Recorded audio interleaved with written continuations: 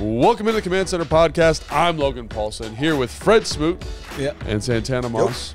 Fred, Ellen James, I love to be around Fred, y'all. how's the hamstring doing, man? Well, you know what? I'm okay after our race yesterday. Yeah, I know. You know what I'm saying? How you feeling I after feel that race? great, actually. You see how proud he feel for beating you? I know. I do. I know. See how Well, he proud should he be feels? proud. He should be proud. I mean, Well, for a he's guy, younger than me, Tanner. Yeah, well, for a but- guy who doesn't do anything, But though. Logan wasn't like a runner. Like Logan, like I always don't get me wrong. Logan was a tight end. That's I told true. Logan, I tell Like the a story all the buffalo. time. Logan looked like he can just be He a a wrestler. tackle. Yeah. Yeah, like, Yeah. you know, he was so big, man. Yeah. I was shocked he got out there fast. Like You he could tried tell. to chase You me. could tell Logan training now. Yeah, you Yeah, could tell. He so- tried I saw the way form. harder I will say this: if I had cleats on Yeah. and I warmed up, you toast. Because I watched the video Tana took, and I still was holding the football. Yeah. What was I thinking? You ran that thing. High and tight, high and tight great with ball that. Hey, but security. come on, I'm looking back at you laughing. Dude, you while were. I'm running. I was like, you know, like, because you're always talking about how your feet are all messed up and Yeah. stuff. Like I was. They hurt today. They hurt. I was impressed, man. Were you impressed, Tanner, or were you like? I wasn't No, impressed. come on, he's a speed demon. Like he sat over there and No, looked it up. honestly, I was impressed. Both of y'all went out there and did it. Yeah.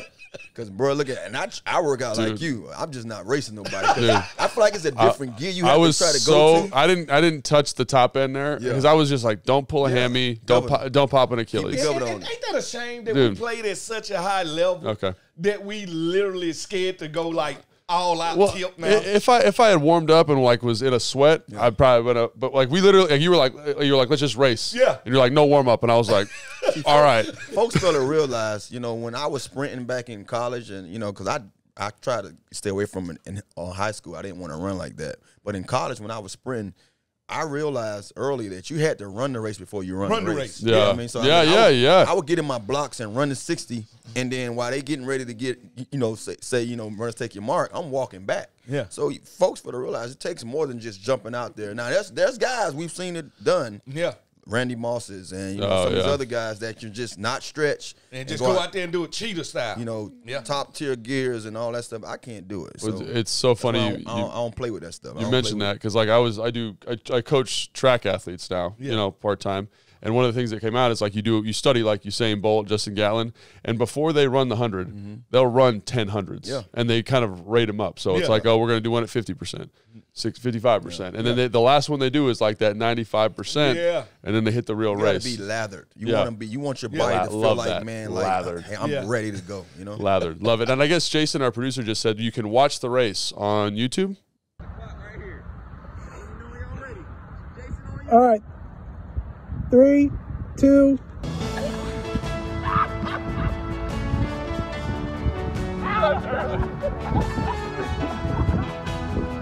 And it's not impressive. Let's just say that. Oh, it's most definitely a 5-4. You know, 5-1, 5-2. It's what you expect for Fred. Yeah. Oh man. Don't And, have you laughing. and also, I will. I'm 6 years from 50. I will say this too. I was a guy who said, you know, I'm going to run it with the integrity of the race. So our producer Jason was like, on your mark, you know, 1, And Fred jumped. 2, and he's going, and I was like, oh shoot, you know. So If you ain't trying, if you you ain't ain't cheating, cheat- you ain't trying and to win. and right when Jason said like, what did you expect to me afterwards? I was like, what did I expect? Yeah, like What was I possibly expecting there? It wasn't for a fair race. Hey, if All I right. got to pull your jersey to check you, I will. So, in addition to the fun race we did, there was also a game. Yeah. The Atlanta Falcons game, which I don't know. High level thoughts, guys. What'd you think about the game? We'll start with Tana. Well, I came into the game knowing how well coached Atlanta was. Yeah. So I can't say I expected the worst. I was just hoping that we matched their intensity. You know, Yeah. when you're playing on the road, road, you know, yeah. somebody else's backyard, man, you got to come ready to go. And that's some of the same thing that I said going into that Philly matchup in Philly. So I was pleased to see that we matched their intensity. I also was pleased that some of the things that I hit on last week, saying that we have to win the turnover battle, we did that. Yep. But what showed up more than anything is that when you're playing games or playing these teams in their yard, you know, you need something more. Somebody has to be special. And we got a spark from the special teams. Yeah. I think, you know, Joyce Sly had a great game. Yeah. And then seeing our old Redskins Yeah. come back and go out there and spark the team with a nice punt return. I saw his thing give out like, It wasn't lathered. It wasn't. He showed his age. He showed his age, but it was just, you know, I was talking to the special teams coach the other day, and I was like, he was like, hey, how did you? I say, look, He did everything that I expected him to do. I just hate the fact that when you haven't done it in a while, when you get there, like you don't know. You like, want to finish it. You know what I mean? Yeah. So I'm looking forward to him redeeming himself and getting another one and punching it in soon, very soon. I don't know when. But and it is very different, soon. like when you aren't playing a lot. Yeah. Because you get in those moments and you see the open grass and your body's like not ready. You know what I'm saying? You're not ready. Yeah. Like I remember like catching balls like after being on the bench for a while. Yeah. And then like just feeling like you're running in quicksand. And I always are, like as Tanner said, I'm not the most fleet of foot guy anyway. So imagine that magnified a little bit. Makes it worse. Well, the thing about it is I enjoyed the explosion. And see, you're a Dex Mem guy. I'm not about the safe catch. I'm about changing games. So that's what we need. I'll say this though. He's not dropped a punt. And so that is the most important thing for a punt returner. Yeah. Now we get into the next level of this, with Channa always points out in his nuanced, excellent analysis, not this nonsense you're spewing over here. Offensive bias. No, I'm biased towards the truth. And as we talked about yesterday, Fred, a pair of lips will tell a lie, and you're telling them all the time. So, but Tanner said that's the most important thing. But then you want somebody who's got the juice to get you there. And so it was really nice. And, we can't give Jameson all the credit because that was a really well-blocked return. No. They blocked for it. And that's what I love. I love this game because it was a little bit of every facet on the reason they won this game. A little bit of offense in the first half, special teams sprinkled all throughout, and defense ended the game. I love to see the turnovers. When you play a quarterback like Ritter, I want to see you dominate him. And yes, he got 300 yards passing because he got Pitts and he got London. These are great wide receivers. London was impressive. But you showed him you're still not ready. You're still not But there. like we said, though, you want a guy, when you have a guy that's capable. We came in that game saying Ritter is capable. I told you I like the guy. I liked them coming out of college in Cincinnati. I thought he did some great things coming out. But when you have a guy that's capable and young, force him to beat you with his own. You know what I mean? And so, yes, he had 300 yards, but he also threw 3 picks. And that's what we did. We made sure that we got to that guy, Bijan Robinson, because he was going to be the guy that we was trying to slow down. Him and those other 2 guys, that 300 months that they have in the backfield. You have Bijan, you have the other guy, Patterson, and Algier. So we slowed those guys down and said, okay, Ritter, you have it. You have what it takes. Beat us in the air. Well, it's so funny. I could just see Bijan right now pulling up in his car, letting the window down slowly, and asking somebody, do they have any great poupon? Listen, I think he's a great dude. But because Bijan mustard. Yes.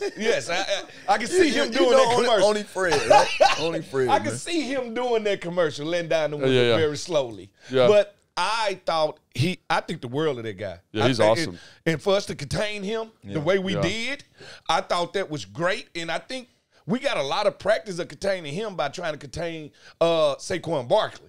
I think they are the same guy when it comes to a talent. So you don't think? No, I don't think so. Who you think? So to me, with Bijan, he's like in that next tier of like Christian McCaffrey, like the way he runs routes, his and you vision, don't put Saquon in his suddenness. So like we've been watching a lot of Saquon, because we're getting ready for the game, and the thing about Saquon is he's explosive, he's strong, he's got that kind of ability to make you miss, but his vision isn't the same level as a guy like Bijan. Like Bijan is going to find that hole, find that crease, elevate the O-line, and I feel like to a certain extent, Saquon's gotten better at this, but that's the thing that keeps him out of that elite group for me, which is, again, right now, Christian McCaffrey and Bijan Robinson. And maybe like Nick Chubb I'd put in there too. Yeah, I was going to say Chubb or even Swift. Like Swift has characteristics. Swift is dangerous. Yeah, but he has some of those same characteristics. It's hard to evaluate Swift, in my opinion, because when you run behind that Philly O-line, it's like who's driving the production. But we also seen him run behind that Detroit offensive line. And I feel like he's not been as effective. Yeah. So that's why I would kind of, again, it's my opinion. And obviously Derrick Henry is a beast, but he doesn't have the pass catching ability. Right? So I would kind of, in some ways, I'd put Saquon and Derrick Henry in a similar category because they're both elite at something, but they don't have everything you want at the total position. package, you say. So yeah, defensively, you mentioned this, and I think this is really good insight. Like, we were able to contain them. The energy was much better. I love that from the front. I thought the front linebackers, defensive line played really well. Kudos to the linebackers. Oh, Kudos to the linebackers. I love what I saw the too. Freak, yeah, all I of was them. going to say that. Seeing different guys in their game, man.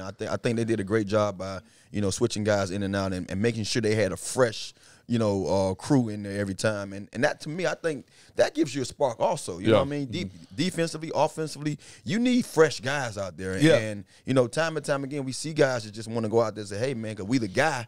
Hey, if you need a break, go get a breather. Let somebody else who's capable, more than capable, come in there and make a play for you. That's something that I was thinking about a lot this week. Like, if in the back end, especially a group of guys that's been a little inconsistent, like getting St. Juste out there, getting Fuller on the other side, getting Cam, all kind of surrounding Percy, who's going to play the post, and then having Quan rotate in. I only played like 8 snaps, or 10 snaps, but having him rotate in those situations, like just having some stability at those other pieces, as opposed to all these rookies. But but you're playing the shell. You're playing more zone than you did man-to-man in this game. Why not play him in this game? Because now you protecting him by the calls and let him, like, I'm one of them people like this. I'm going to look at the film and I'm going to say, you know what? I'm playing against Desmond Ridder this week.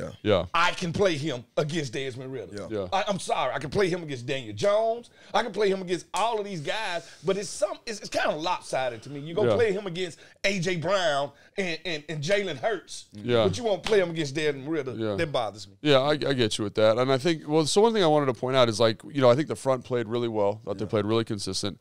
There was still some inconsistency in the back end. You know what I mean? Just a little bit. And obviously they made a lot of plays. What is your thoughts on that group coming out of this game? And because I do think they had 2 picks from the secondary. I thought there was a ton of like nice contested tight throwing windows, but also there was like, I think about they could have had 2 more picks. Don't forget London wrestled 2 balls away, one from St. Juste and one from Fuller, I think that was. So they played good ball to me. Like, they was around the ball, they made plays happen. We ain't never gonna stop everybody. We're not going to shed people down to no catches. That's just not happening.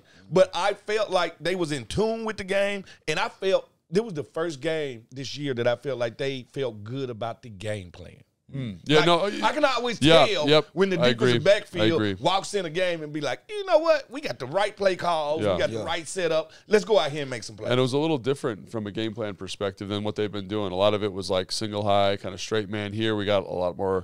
They've been running a lot of cover 2, but the disguises, like we talked about, were a little bit better. A little bit of 2-man, which was nice change up. I like 2-man. A little bit more pressure in certain situations. So I think, as much as I thought there were some inconsistencies in the back end. I thought they played much better. A couple things here and there to clean up, and you're never going to play a perfect game. Never. I do think the game plan by Jack and the defensive staff was much more comprehensive, and you could just tell the guys felt more confident, and I think that's important. Just confident and more just settled. I'm good with it. They had a different energy. They had a bounce. They had a pep in their step. You know what I mean? And that's something that I see. I think still some of the things that I want to see them clean up is just I see every now and then you get a guy or 2 behind them. You know what I mean? And if you're the deepest guy, you're the last result. I've seen this one guy. I'm not gonna call him out because he's back there, and let's talk about him. So Percy gives up a deep post off of what we call like a Miami concept. You get a guy crossing to sit, and then there's a post behind it, and it's quarters, right? Quarters coverage. He doesn't quite get out of his back pedal in time, and it's a long foul ball. They miss. I think it's to Van Jefferson, right? Van Jefferson. So that was like early in the game. I think that was like maybe in the first quarter. First half. The thing I want to point out about Percy that I have a lot of respect for is after you go through and watch the film, they ran that same concept out of a different formation in the third quarter, and Percy identified it, got out, and was deeper than the deepest, and they couldn't throw the football, right? And so with a young football player like Percy, a guy that I think we all like, he's a good player, right? There's going to be some growing pains, but one of the things I love is that in the game, ran it once, you got me. You got me. Ran it twice, I got you. Yeah. You know what I'm saying? And I think that to see that growth even in that setting is so important. Well, here goes the thing with Percy. He's so fast, so aggressive. He's one of those players that he's going to meet his peak when he slows down. Like, he needs to slow down big time and think through the process and then react.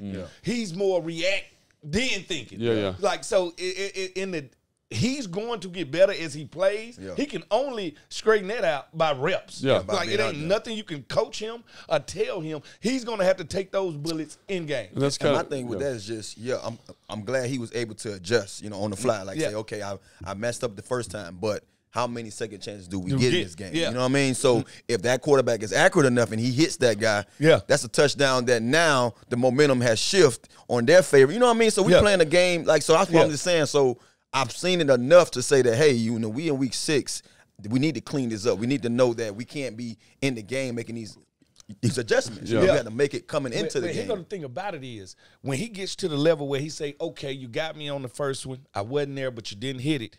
Now, when he really takes it to the next level, he's like, okay, now I'm finna bait you.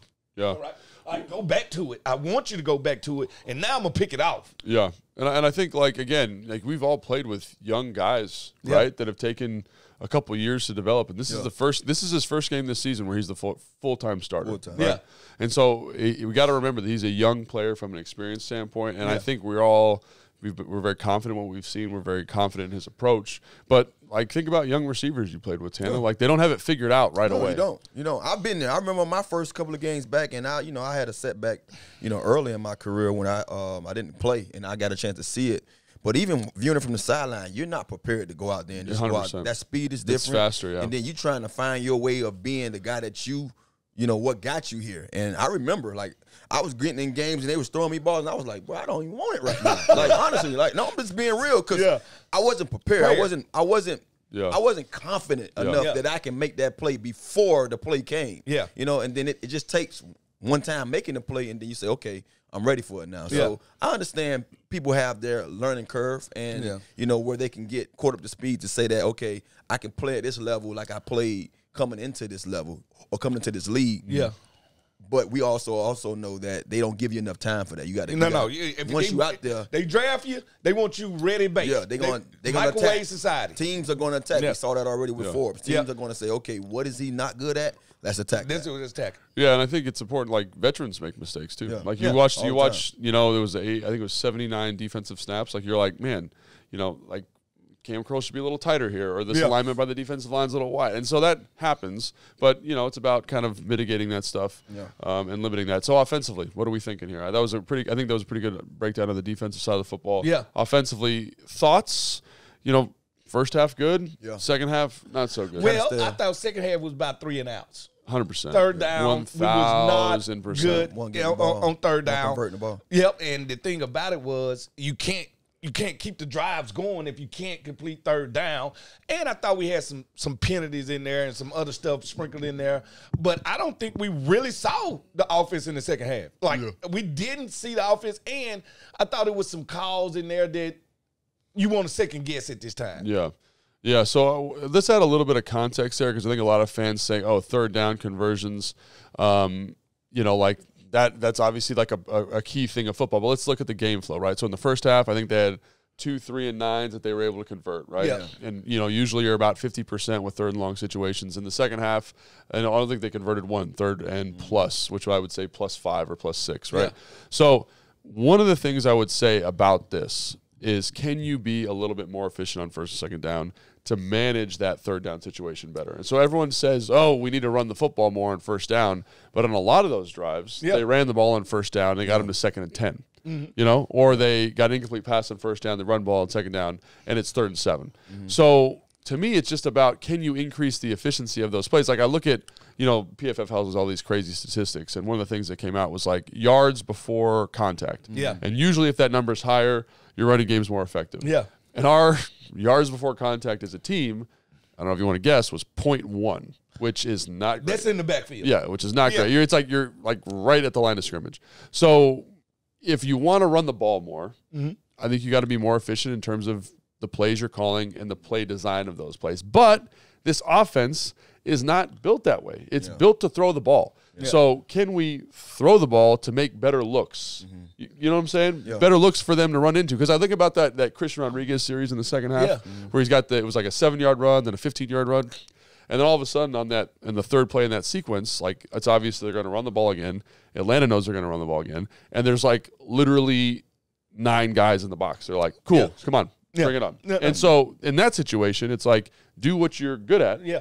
Throw the ball. Yeah, no, throw the ball. But you also got to realize, when I line up and I walk to the line of scrimmage, and I got Calais Campbell at 280 at the defensive end, and I got the rest of this D line with Grady and the rest of these guys. They are built to stop the run. Yeah, they're not pass rushers. Like Calais, as good as he is, At this point in his career, he's a run-stopping defensive end. I mean, he played D-tackle. Yeah, that's what I'm saying. So he's a run-stopping defensive end. So when I come to this and I'm Coach Bieniemy, this defensive line tells me this ain't a running game. Yeah. This is a passing game. And I would have thought we would have did more screens and draws to get them going sideways to tire them out.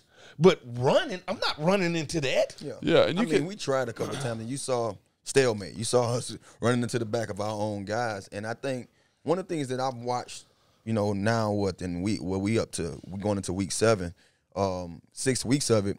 You alluded to this way before the season started. Like, it's not a must that we have to force the ball in these guys' belly button to run the ball to get that kind of effort out of those guys. Yeah. Like when you see B-Rob steady scoring touchdowns because off of screens, and you see, us finding a way to give, AG the guy, get him involved in the game, and he's catching touchdowns. They're showing you that we can still be effective with these guys by finding ways to just, pitch the ball out to them and let them do the rest. So I'm not sold on the run game that much no more as I was before. I do feel like it will help us down the road, especially when we get into times of like now when it's starting to get colder. You want to establish the run. You want to be one of those aggressive teams, especially when you're playing a team that likes to fire off and get after the quarterback. You know what I mean? So I just feel like when you can beat a team the way we've been beating teams, kudos to us. But we do I hope in going forward, whether it's 13 personnel, 12 personnel, find a way to get the running game involved a little more. But if the team that we're facing doesn't allow us to be that team, then don't force it. Don't force the issue. Yeah, absolutely. And I think I look at the Philadelphia game offensively, and I say that's about as perfect as you get. And they ran the ball, I think it was about 20 times in that game, but a lot of quick game. A lot of move in the pocket, and to Tanner's point, finding ways to get those easy throws. And again, just to make you a little bit more efficient on first and second down, so that third down effort isn't so Herculean. And then we also, and I want to cut you off, go ahead. As the quarterback continues to grow, some of those situations would be a lot better. I think taking those sacks at times, it hurts drives. You know what I mean? Like sack on the drive counts as the drive. I saw 2 sacks in one drive, and I'm like, well, there you go. Like whatever positive yards we got, those 2 negative yard plays right there is going to, basically, set you back. I mean, kick us in the behind. So I just feel like the more he grows and understand that, hey, even if I didn't get rid of the ball or if I took just this throw sack, it away. Getting rid of it is better than taking that sack because, you hold on to the ball, but if you threw it away, we're back to where we were, not 5 yards deeper and making it harder for us to get that first down. And, kudos to Atlanta. I think they changed their game plan at halftime. They got into a little bit more true, like, cover 2, which is what they thought they were going to do. They played a lot of zone in the first half, and Sam kind of diced them a little bit. So they got in that 2-man look, and honestly, like, there were very small throwing windows. Nobody was open. Does it, but see, that's when Sam has to say, "All right, they're gonna try me in 2-man. Let me go. I'm finna run the ball. I'm gonna wait till everybody gets as far as they can down the field, and I'm gonna take off. It's when we in 2-man, my back is turned to you. Yeah. If my back is turned to you, that means it's a chance that you can run into my back and me not even know it. I'm just saying. So Sam has to understand when I identify 2-man. Take off. Don't worry about completing passes. Take off and run. Yeah. No, so I think that, to me, that's the difference between the first and second half. One is just you're not as efficient on third down because first and second down efficiency isn't quite there. Yeah. And then, obviously, I think Atlanta deserves some credit. They made some changes, and it really negatively affected the offense. Atlanta is a better team than people give them props. That team, if they had a legit quarterback. If they had Kirk Cousins right now. Oh, my God. Dude, think about how good they would be. Listen to me. Pitts would be 1,000-yard tight end. Yeah. Drake London has the catch radius. This is what tall receivers give you this. Bad pass catch radius. Yeah. They can catch bad passes anywhere they're thrown, and Drake London is one of them. And I just think about, like, we're digressing a little bit, but if Kirk's there, right, obviously you're maximizing. Like that one late in the game where we're in 2-man. The Commanders are in 2-man, and Kyle's running the seam, and Danny Johnson's carrying Kyle Pitts. And Desmond Ridder throws a back shoulder when Danny's in the back shoulder. I'm like, if you put that ball out in front of him, that might be a touchdown. And that's where a good quarterback helps you out.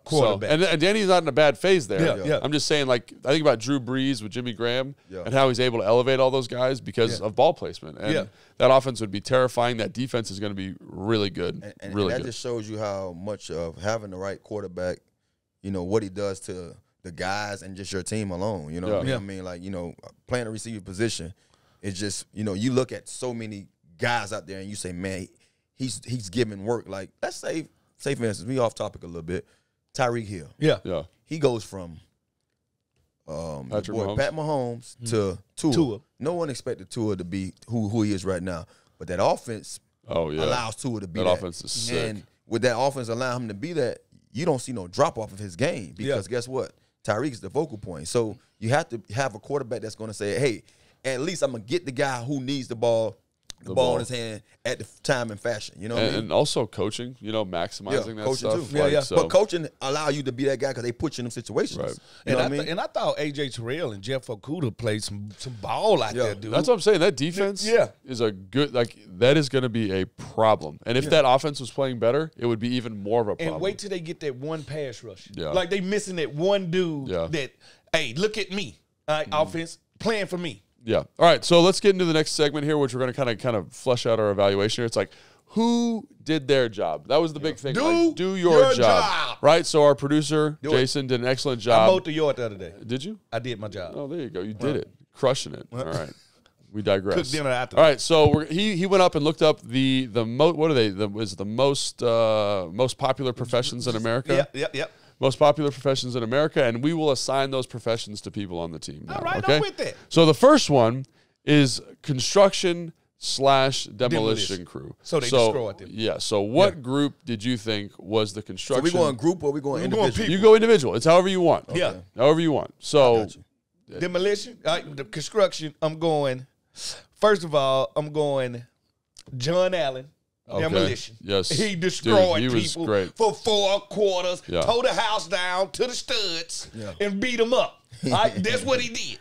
I'm going Sam Cosmi as the construction guy because he built them up on the offense. Nobody talks about Sam. This is what I love about offensive linemen. When they don't call your name and they don't talk about you, you did your damn job. All right, Sam Cosmi does his job week in and week out because we never say anything about him. That offensive line built this team up. John Allen destroyed the Atlanta Falcons.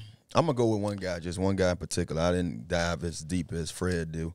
But I'm going Daron Payne. Oh, yeah. I think Daron Payne has showed us week in and week out. We were just talking about this. I was saying that Daron Payne and Jonathan Allen reminds me when I was in college and we had Reggie and myself.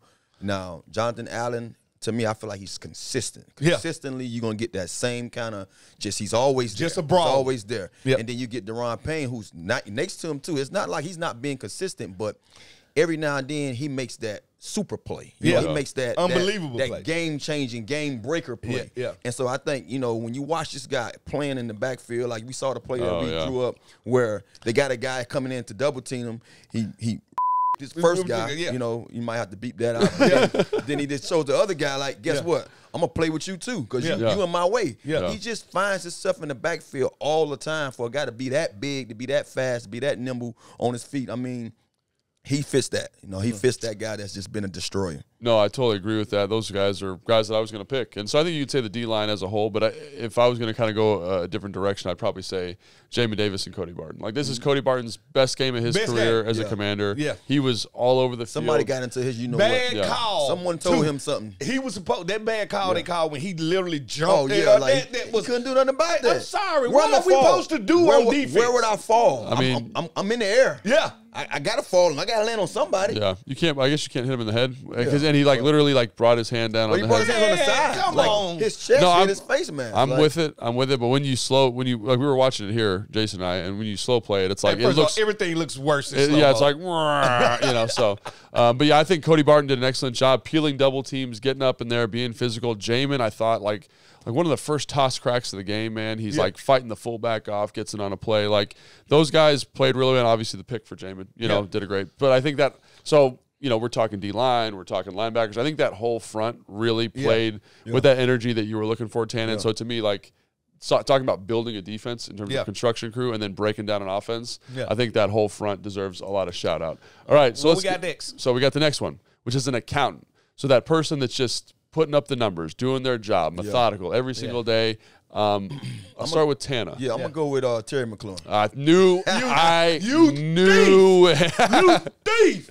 There's another easy one too. Terry's just a guy like, you know, as a receiver, everyone goes into the game. I remember I used to go into the game like, let me get 100 yards, but I never banked on it because I'm like, I don't know if the scheme's gonna, you know, predicate or dictate to me to have this, or my quarterback is gonna be on one where he can find me at times when I'm not in the progression to, you know what I mean? But you see that time and time again, each week, Terry has a way to just, I'm going to grind these yards out. I'm going to get a first down here. I'm going to get a loan here. I'm going to get this 5 and 6 yard here.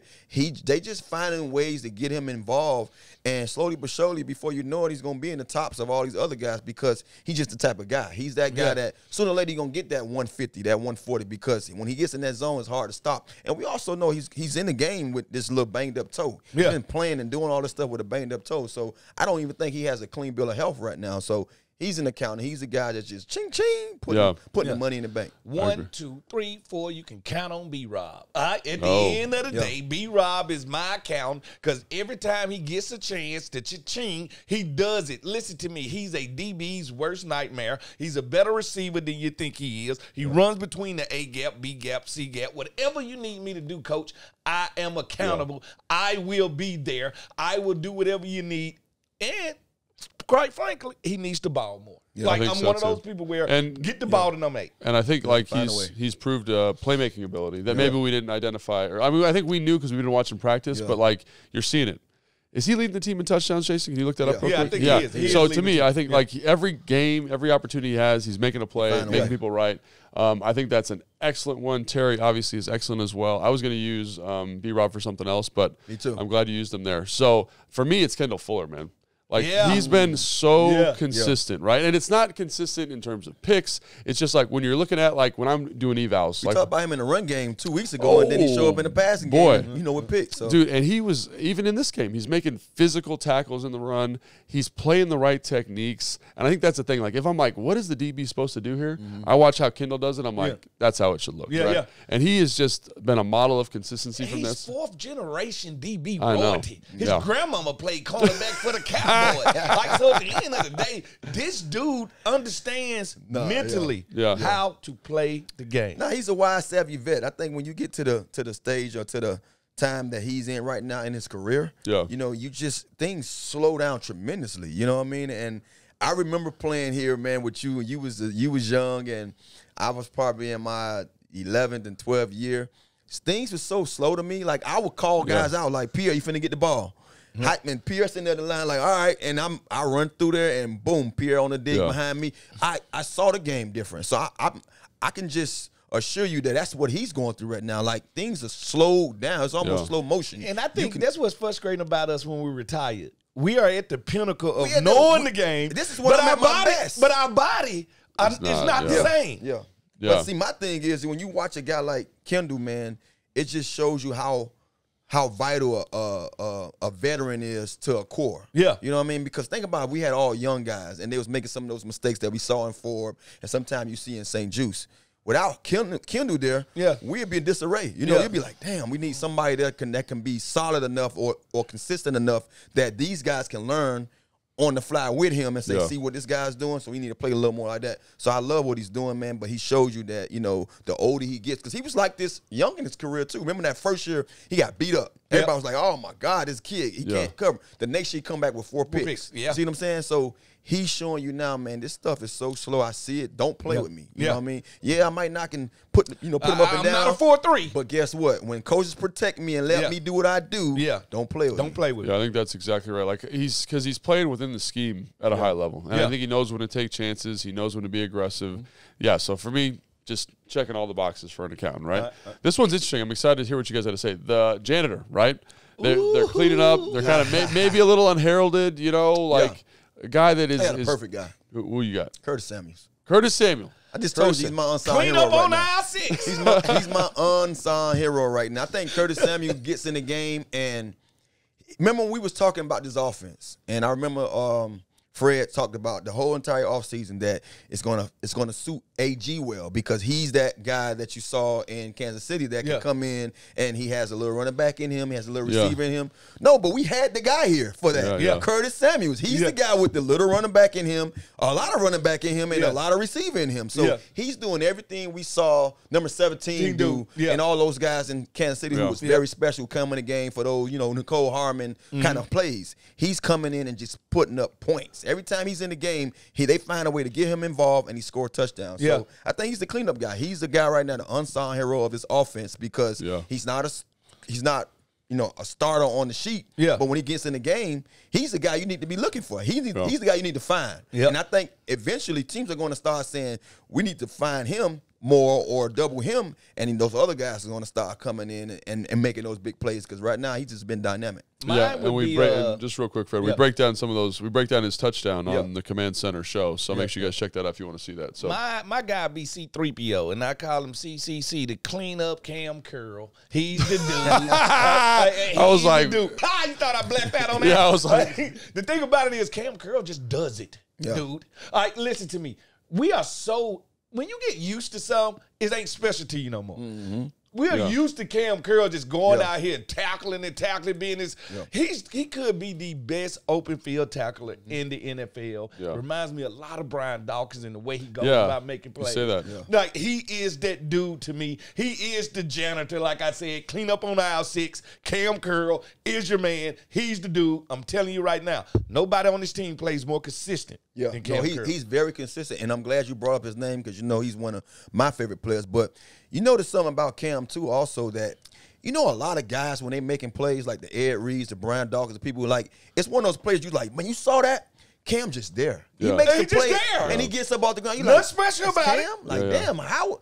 I mean, I saw a play he made where we thought he was going to be able to switch, and then he ended up being in zone and played the flat. Oh, yeah. And I'm like, look at this. If you throw that ball an inch a little wider, it's a pick for him. You know what I mean? So he's one of those guys. He's a magnet to making plays. He make it look easy. He make it look easy. Yeah, and it's more like his intuitiveness that makes it go, right? And I think that's I like Arkansas Razorbacks. Like, listen, hey, I draft them guys anytime. I like players from Arkansas. Tough dudes. So for me, I'm surprised neither one of you guys took this guy, and it's Big John Ridgeway. Man, he probably had the best game of his career. Hacksaw Jim Duggan. Hacksaw Jim Duggan, man. He had probably the best game of his career so far, and it was just doing the dirty work. He's taking out the trash. He's taking on double teams. Cody Barton's running the football. He's in, like, some weird position fighting off. Got his hip to the back of the guy. Like, enemy in this area. And he did a great job. Like last year when they played Atlanta, I thought he got the center, kind of took him to school a little bit, And this year he was much more well in position. I thought he elevates –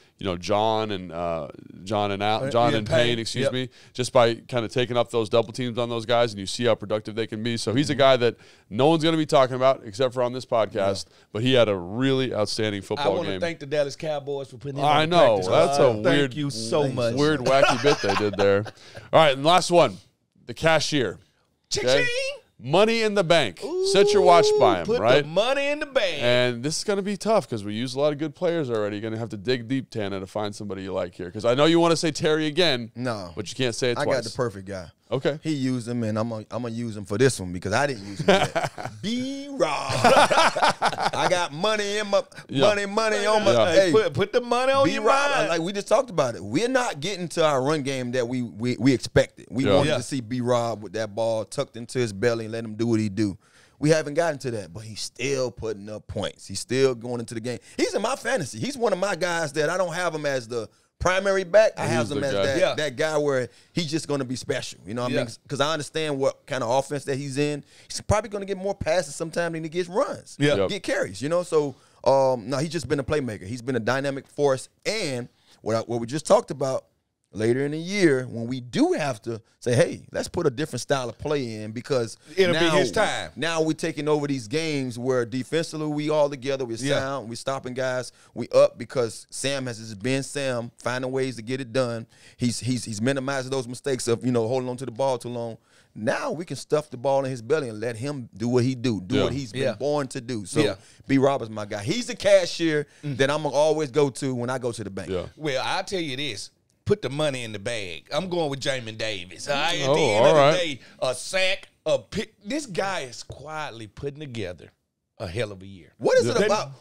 Answer this question for me. What is it about that everyone seems to still want to hate on Jamin Davis? Dude, every radio outlet I'm listening to, it's like he's not doing his job. Because once they label you as a first-round guy and he's taking his time getting rid of. But think about it. If he was a sixth-rounder, they'd be like, oh, he's out of his mind. But my thing, too, is I think they misinterpret what the linebackers are supposed to do. People look at him and saying, I want a London Fletcher. He don't play London Fletcher position. Listen, he's not a London Fletcher. Linebacker. Outside linebacker, very fast, going to get to the sideline. Go ahead and finish about it. Go ahead. Well, the thing about it is, nobody appreciates you until you're gone.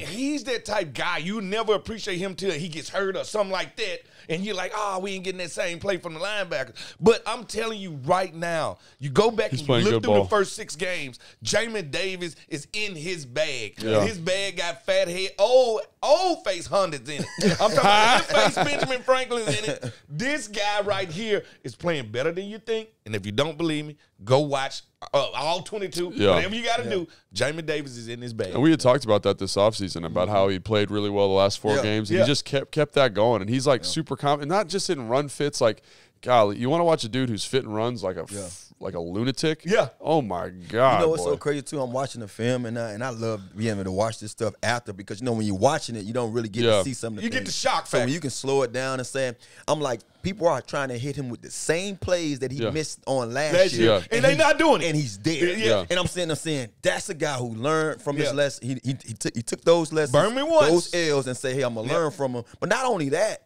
it shows you when you can't hit him with those, now you're stuck. You lost. You're trying to say, okay, what should we do next? Now what we gonna do? And then now he picks it off. Yeah. I talked about it the other day. I said that's going to be a big confident boost for him because when you first get that first interception, now you know that okay, they better not try me again. It reminds me of a play that happened when LeVar Arrington picked off. We was playing the Carolina Panthers, and it just propelled him into what he was supposed to be. The same LeVar that we saw in college. Yes. Yeah. So I think that play does it for Jamin Davis where now I'm there. Yeah. I'm here.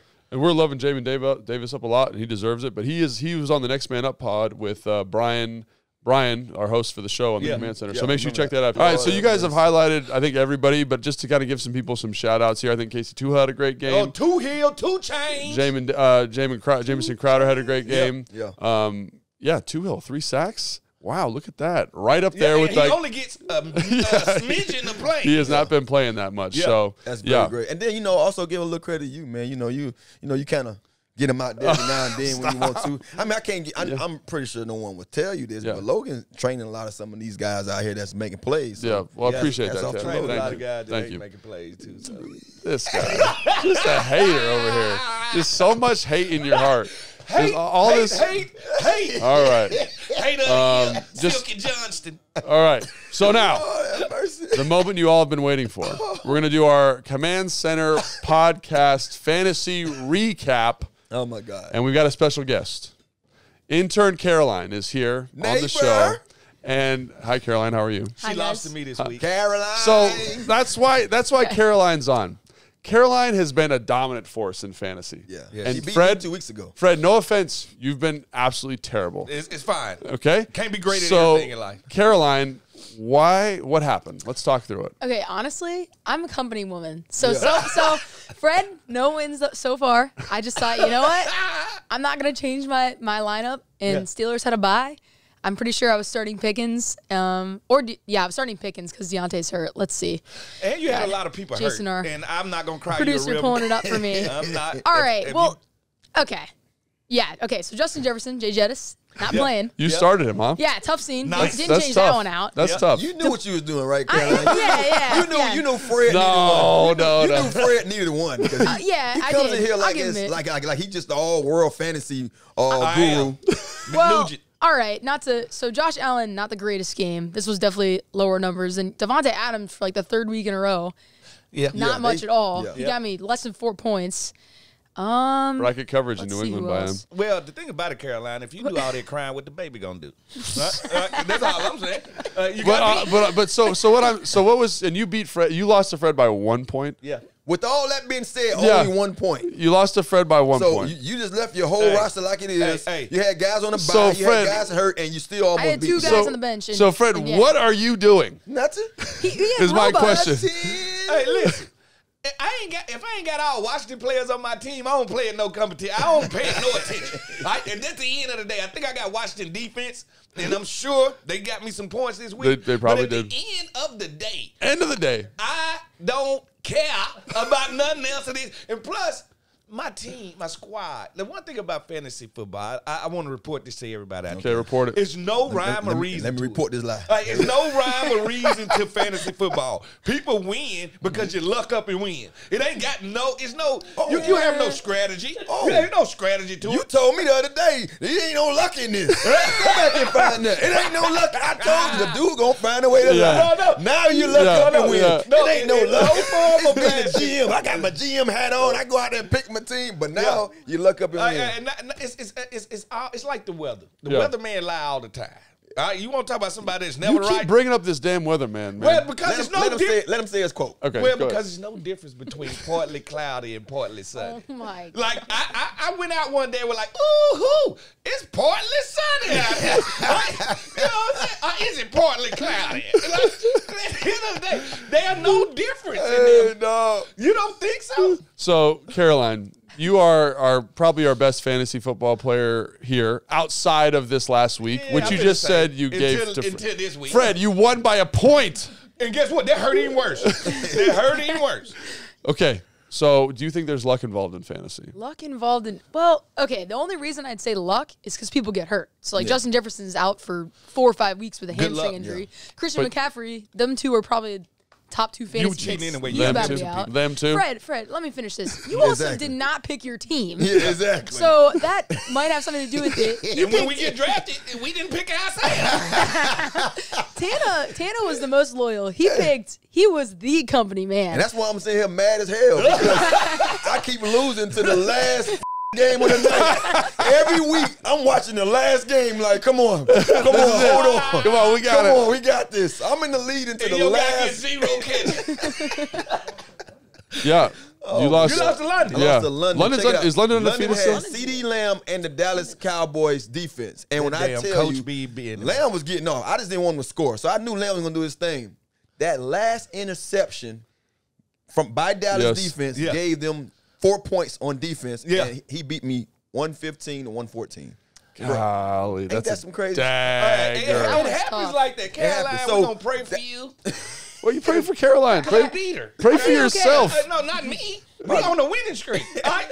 We are on a streak right now. The By- Smoot Lumber Company is on a streak right now. By someone who just said we're going to let you win.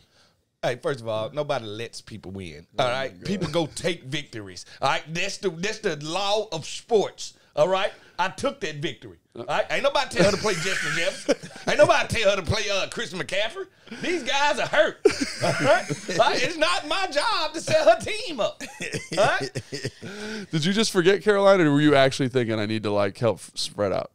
I'm in a few fantasy leagues, so I think I just forgot. She forgot. But Tana, I was also same thing. I needed CeeDee Lamb. Yeah. And it literally was down to the wire. And then Wow. When you need a cowboy, your life is short. I know that's the one thing about fantasy that bothers me because I'm obviously rooting for The Commanders. for us, Yeah. of course. So it's And like I you're a want Pittsburgh Cowboys fan to too, lose right? the other night, and then But you know I what's need so crazy? CeeDee Lamb to go off a little bit. So it's You know what's so it's tough. crazy? That's That- what fantasy football does. I can say that you do need a little luck because you can pick a dynamic team. I'm talking about all the key guys you know that's going to go out. Like I have, if you look at my list of guys, there's no way those guys are not going to get off. And then if you don't slot them right during the week, then you can find yourself the biggest loser. You know what I'm saying? Yeah, So you do need a little luck. So I would say that's probably one lie you didn't tell. You're playing percentages. My dad would preach. Like I was looking at the math on this. You know, they say, oh, this person's the most likely to score this point or whatever, and it's just the analytics of it. It's just there is a 50% chance that this guy will do this, but there's also with that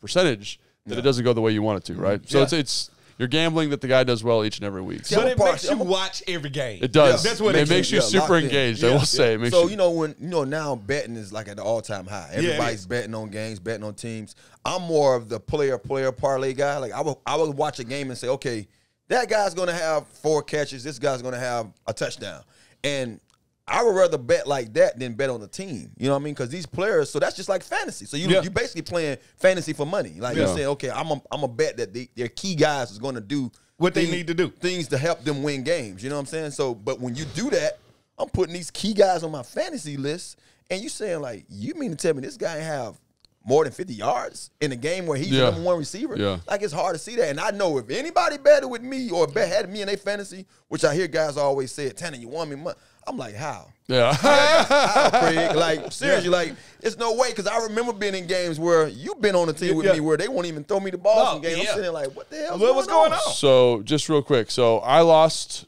I don't know if I've won. Have I won a game? Yeah, 1 in 5. Yep. I'm really invested in my team. Right, James. So, Garrett Wilson was on my team. Jalen Hurts was on Ryan's team. That's our boss. Yeah. He won. Obviously, Jalen Hurts struggled a little bit. Jets defense. Yeah. Threw 3 picks. The Jets defense is a monster. And I had Jets defense. Hey, and guess what? It's the Williams brothers, Quinnen and his other brother at the linebacker. Dude, they are making plays. And that defense is like, it's in that tree, man. That San Francisco tree. Dynamic, fast, athletic. Get out there. And they had guys, they had Sauce down. Yeah, and Connors was out. And Reader was out too. Yeah.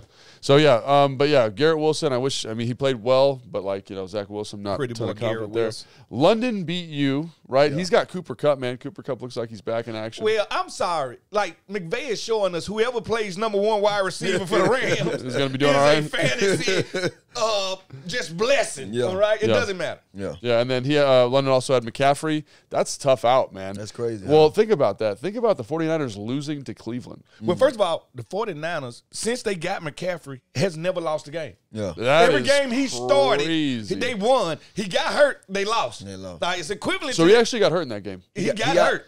His oblique. Trent Williams went down. Yeah. McCaffrey went down, and Debo Sanders went down. They're like top guys. And they lost, and they barely lost the game. The guy missed the Caroline, thank you so much for joining us. You got to go to work. Yes, guys, of course. Thanks for letting Fred win. Appreciate it. You're welcome, Fred.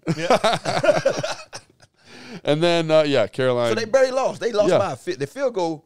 They should have won. Missed the field goal and lost the game. The kicker missed 2 field goals. They still would be undefeated right now. Yeah. And then, Fred, you had Amon-Ra St. Brown on your team. Yes. And hey, listen. I call him Zeus's cousin. All right, St. Brown, Amon-Ra. You just thought of that. Yeah, I did. Yep, he just made it up right now. He makes plays. Yeah. All right, I'm sorry. And Jared Goff is similar to Jamin Davis. Nobody respects Jared Goff. He's only been to a Super Bowl. Folks change their opinion about him. He's and balling. I sit here and watch these shows, and they be like, oh, who'd have thought Jared Goff? I said, yeah, I remember after that Super Bowl years ago, they was trying to get him out of there so fast out of L.A., and now look at him now. He's that dude that nobody likes to give props to. Yeah. Nobody likes to say Jared Goff is a good quarterback. I am here to say this. Jared Goff is a top 15 quarterback in this league. I mean, Fred, come on. We appreciate you acknowledging the obvious. Well, nobody likes to give him props. Okay. Tanner. Because if he wasn't playing good, you'll be saying, ooh, he stink. No, I tell the truth. I report the news. I report the news. This is also like when I do feel like Fred is a little bit like flavor of the month, but like, so do you think he's better than Kirk Cousins? Yeah. Way better? I think he's better, not way better. I just think he's better in clutch situations than Kirk. Kirk has shown you through the years that I will cash checks. I will not end the game for you. I will not take you to the playoffs. That Kirk don't have, that a lot of these quarterbacks have, is shutdown defenses. Like like Kirk came to the Minnesota 100%. Vikings when they was the year before they had a great defense, and then since he's been there, the defense just disappeared. So he can't play defense. He can't go score for score. You know what I mean? If he's giving you a chance to be in the game, someone has to wrap it up. Someone has to close it, shut it down. So I think that's what he doesn't have. So you don't think Jared Goff is better than Kirk? You know, so I go back and forth on it because I think Kirk this year is playing really well. He's doing an excellent job. You don't think half of those yards he getting is hollow? I mean, they're in close games. You still got to play the game. And the thing I want to bring up is I think that offensive coordinator, that offense that they're running is so quarterback friendly. They do such a good job of insulating them on a down-to-down basis, finding good shots, finding explosives. Now, he's got to hit it. He's got to run that offense. Oh, no, he lets the ball. He's a wide receiver's best friend. So I'm saying, like, I respect him, but I'm just saying I think Kirk right now is doing more for his team. That being said, they are 1-5, and one team and the other team's 5-1. So I think there's a huge factor in that as well. Yeah. All right, let's get out of that. Let's go on to what are you watching And we kind of talked about this before. No one's really watching anything. Let's talk about what you guys are doing for Halloween. Well, I'm watching Loki.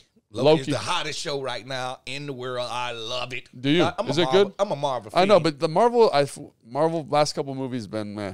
Yeah, it's been blah. But now Kevin Feige has pushed the reset button. They finna get everything good. We headed to Secret Wars. We headed to everything. And Loki is the key to Secret Wars. And I am enjoying it. And it fits in with Halloween. Yeah, but is it a good show? No, it's a great show. Okay. It's not good. It's great. Great show. Yeah, I haven't gotten to my Halloween stuff yet. I probably dive in this week. I got a couple of shows on Netflix that's just sitting there basically telling me to, Yeah. What's your favorite Halloween show? Favorite Halloween movie? What scary movie? Mine is Michael Myers. Like right now, I'm saying like my favorite of all time. What's the difference in Michael Myers and Jason? So Jason is just don't get me wrong, it's not that different. But I will say this: the Michael Myers movies every year seems to find the way to get better. I don't understand that. Like it's just like he dies and he's not dead. Like, he ain't never every time. You know what I mean? Like So Jason just walks through the mall shopping and all kinds of stuff. Nobody like the dude can't die. I'm more of a Freddy Krueger guy. So I love Freddy Krueger more than both of those guys because he's not in physical They don't have nothing up to date. You see what I'm saying? Like, so imagine this. Imagine being afraid to fall asleep. Oh, dude! Imagine we were talking about that this earlier. Yeah, we were talking about that. Just imagine. Knowing when I nod off, he's coming for you. This dude coming for me, and he's not gonna kill me physically. Like he's gonna kill me in my dream. Like I'm getting scared right now. That's crazy, man. Hey, that be scary. Excuse my French. I know I drop a bomb here and there, but trust me. When Freddy Krueger was like the go-to scary movie, bro, that's when Halloween was. I had that sweater. Like, you have the sweater? The red and black sweater. You look like you could be in right now. You actually built like it. Yeah. That's one really scary. The one that really scared me a lot was Insidious. Do you remember that series? Yeah, I do remember that. That was like really good job of like building tension, that kind of thing. So I'm not good with remembering movies. I watch a ton of them, and if somebody like, hey, did you watch this? And then I start watching. I'm like, man, I saw this already. What's the movie when the girl was at school and they punked her to go in the bathroom and they poured the damn blood Carrie. Yes. Now that show right there. Boy, hey. I feel sorry for all those people who picked on Carrie. Hell, y'all ever looked in the mirror and say Bloody Mary like 3 times? Did y'all ever do that? No. I did it. No, I wasn't doing it. Nobody came out that's the mirror. Good. That's Candyman. Good. Yeah. Candyman. I like Candyman. All right. Well, don't you know he had those bees on him for real? And they gave him like it was like $500,000 for every bite sting. He took. Oh, for real? Because he put them in his mouth, right? Or something? It was some in his mouth. It was like, and for every bee sting, they gave him like a certain amount of money. It was a lot of money, though. Yeah. It was a lot of money. It was like $17,000 or something. Yeah, I mean, that would take a lot for me to do that. Oh, listen, if a bee want to sting me for 17, I'm good. Yeah, I guess you feel pretty good about it. I'm going to pitch you guys on a show. Yeah. All right, so on Netflix is The Fall of the House of Usher. Hi, Jason. Saw that. Yeah. It's really, really good. Fall of the House of the House of Usher. Yeah, I got to check it out. So it's directed and written by the same guy who did The Haunting of Hill House and like all of those. Once a year. That's the one that's telling me to watch. Every time I turn my Netflix, that's the first show. It's a Netflix show, right? Yeah, it's like a mini series. Yeah. The director of it, Mike Flanagan's my guy because he went to my alma mater, Towson University. Oh, that's why. Local dude. 3 people in the world went to Towson. Yeah. Me and him, right. Yeah. But so Fall of the House of Usher, it's based on a novella, right? Or it's Edgar Allan Poe. Right. Okay, there we go. Wrote a short story called that. And every episode is like a different poem of Edgar Allan Poe's that they incorporate. That's sick, like actually. The Raven and I love that. See, most people don't know the Ravens are named after Poe. Like they think it's about the bird. Their mascot's name is Poe. His name is Poe. The Ravens. Ravens. The Baltimore Ravens are named after Edgar Allan Poe. That's crazy. Yeah, that sounds really cool. I love stuff like that. That's why they named the Ravens. And what I said, he know every goddamn thing. Yeah, he does. You can't play no trivia game. Yeah, I think we played a trivia game with him this week on the Command Center show. And I win Jeopardy all the time. Nobody likes to play me in Jeopardy. What? I sit at home and watch Jeopardy. Me and my kids, by yourself? My wife, and literally I beat them all. We just had this talk. I just told you what he do. Talk to the wall. Yeah, just in there playing Jeopardy with the wall. Hey, I'm gonna kill him tomorrow. I'm gonna tell you what I'm gonna tell him. I've been crying since Alex Trebek been gone. Listen to me, it been hard on me. All right, well, I think that's gonna do it for today. It's a wrap. We'll talk more Halloween stuff here in a little bit. Let us know. Candy corn we'll is talk not about candy. this House of Usher. Man. Candy corn ain't candy. Look at this man over here. All right, but if you like this content, please make sure to like and subscribe and tune in on Friday for the Giant Preview podcast. Really looking forward to that.